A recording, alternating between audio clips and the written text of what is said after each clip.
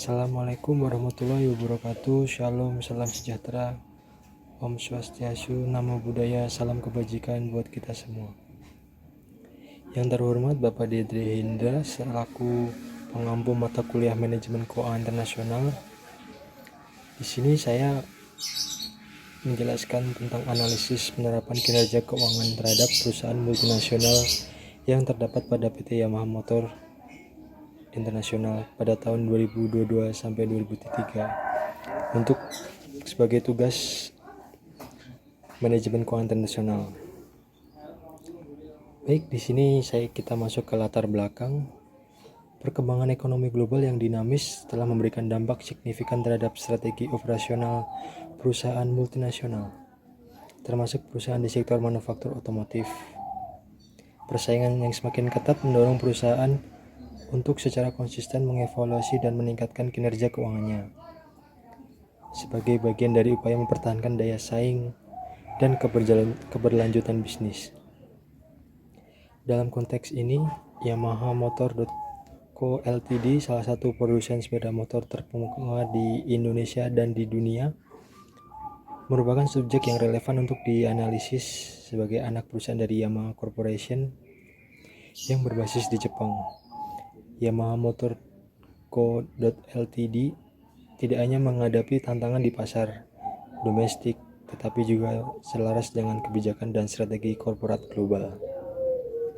Selanjutnya kita masuk ke company profile. Yamaha Motor Co. Ltd awalnya adalah bagian dari Yamaha Corporation, perusahaan yang didirikan oleh Torakusu Yamaha pada tahun 1887 yang berbasis di Jepang.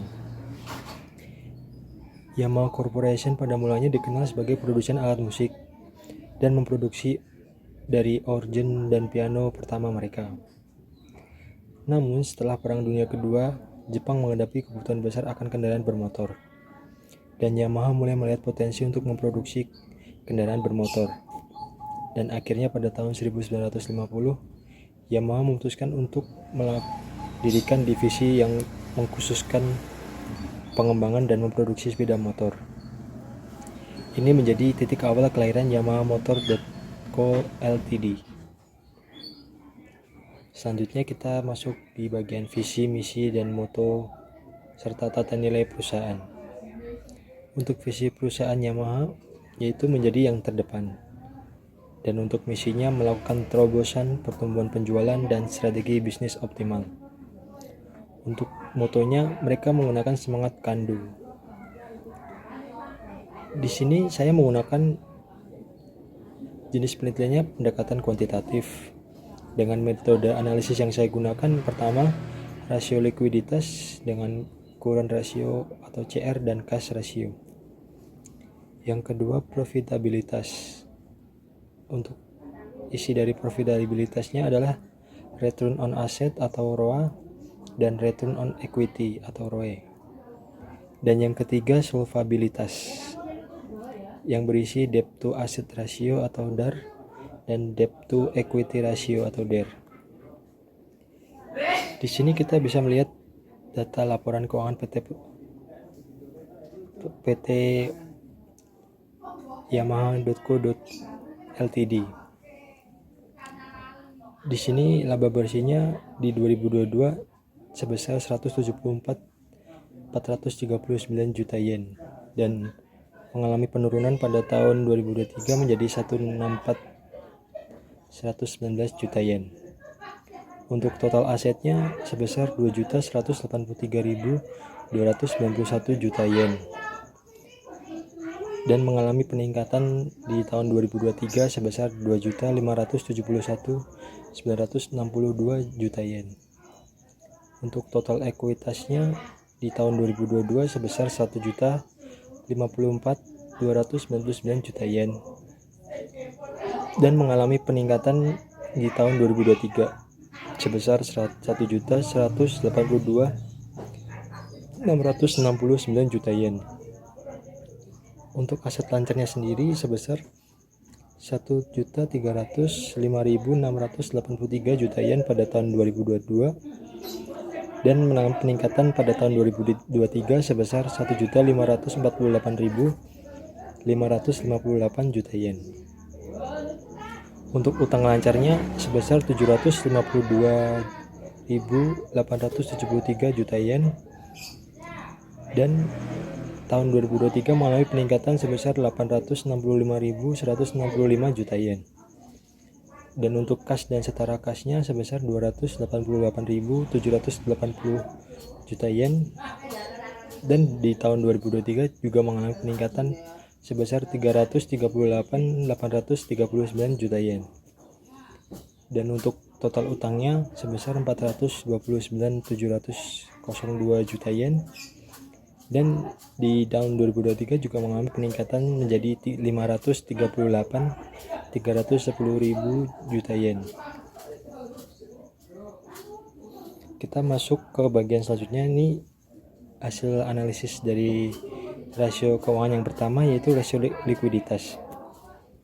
Untuk current ratio-nya pada tahun 2022 PT Yamaha memiliki current ratio sebesar 754,79%, dan pada tahun 2023 mengalami penurunan menjadi 506,78%. Di sini kita bisa melihat current ratio-nya menunjukkan penurunan likuiditas yang signifikan pada tahun 2023. Dan untuk cash ratio-nya pada tahun 2022 menunjukkan hasil 166,93%, dan pada tahun 2023 di 110,89%. Selanjutnya kita masuk ke profitabilitas. Untuk return on asset-nya pada tahun 2022 memiliki hasil sebesar 7,989%, dan di tahun 2023 mengalami penurunan menjadi 6,381%. Untuk return on equity-nya pada tahun 2022 memiliki hasil 16,545%, dan pada tahun 2023 mengalami penurunan juga menjadi 13,877%. Di sini menunjukkan penurunan kinerja ke profitabilitas dari tahun 2022 ke 2023. Hal ini terlihat dari penurunan ROA dan ROE yang mencerminkan kurang efisiensinya penggunaan aset dan ekuitas dalam menghasilkan laba bersih. Dan yang ketiga, kita melihat analisis rasio solvabilitas. Di sini kita melihat debt to asset ratio-nya pada tahun 2023 memiliki hasil 19,681%, dan pada tahun 2023 mengalami peningkatan menjadi 20,929%. Dan untuk debt to equity ratio-nya dalam tahun 2022 memiliki hasil 40,757%, dan pada tahun 2023 memiliki hasil 45,51%. Kenaikan rasio debt to asset dan debt to equity pada tahun 2023 mengindikasikan ketergantungan perusahaan terhadap utang. Ini merupakan tanda negatif bagi keberlanjutan keuangan perusahaan, terutama dalam menghadapi volatilitas pasar energi global. Selanjutnya kita masuk ke pembahasan kinerja keuangan PT Yamaha Motor Co. Ltd. yang meningkat dan menurun memberikan landasan yang cukup kuat bagi perusahaan untuk tetap kompetitif di pasar internasional.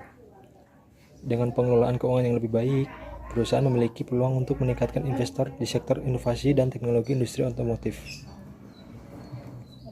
Untuk standar industri internasional yang dipakai oleh PT Yamaha, di sini ada beberapa, ya, salah satunya ISO 9001, yaitu standar manajemen mutu internasional yang menetapkan persyaratan untuk sistem manajemen kualitas. Ada juga ISO 14001, standar nasional yang untuk sistem manajemen lingkungan, yang mengatur cara perusahaan mengelola dampak lingkungan dari operasional mereka atau AMDAL.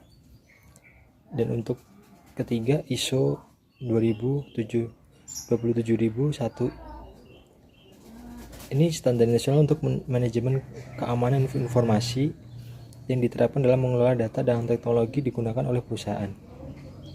Dan yang terakhir ISO 26262 yang dimana standar yang mengatur keselamatan fungsional dan sistem elektronik kendaraan bermotor, khususnya untuk kendaraan yang dilengkapi dengan teknologi canggih seperti kendaraan otonom dan sistem bantuan pengemudi. Kesimpulannya, pertama, peningkatan laba bersih dan efisien operasional. Yang kedua, likuiditas yang sehat meskipun aset lancar menurun. Yang ketiga, struktur keuangan yang lebih kuat dengan penurunan utang. Dan yang terakhir, diversifikasi dan investasi pada inovasi dan teknologi terbarukan memperkuat daya saing di pasar global. Sekian presentasi dari saya. Jika ada salah dan kurangnya, kami mohon minta maaf yang sebesar-besarnya. Saya Daniel Serdia Saputra izin pamit. Assalamualaikum warahmatullahi wabarakatuh.